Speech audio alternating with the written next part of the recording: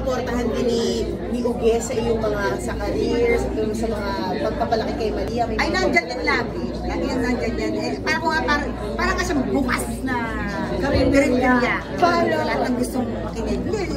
Hindi kasi anytime, mapatrabaho man niya, involved sa trabaho o in personal, andyan siya lang.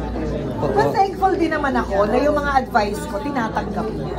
Oo naman. So, can you always take it upon yourself na parang, teka nga, kumustahin ko nga to? Yung mga ganun moment. Ganyan yan. Sis, ano na naman to? Ano yung nireplyan ba ni Mamang Poco? Ako hindi naman. Kaya pag may nakikita lang ako ng mga post niya, di ba ganun tayo sa mga IG stories, mini-message ko siya privately, sis, ano to? Galit ka na naman. Tapos hindi niya ako sinasagot. Ini-ignore niya ako. Scene lang, scene.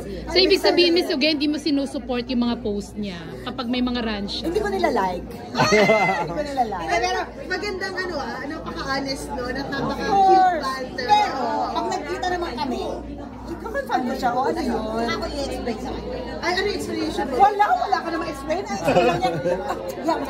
Ganun lang. Kasi nga sis, ganito din. Hayaan mo na. Alam mo ba?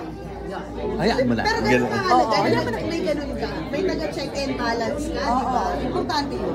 Eh kasi nagtatanong din yung ibang kaibigan Miss Uge or Uge? Okay pa ba? Pero wala na kang ganun.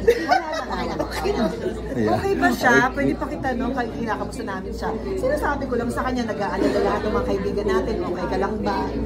Okay ka lang ba, Mama? Ang okay. Ganda-ganda mo. Ang okay.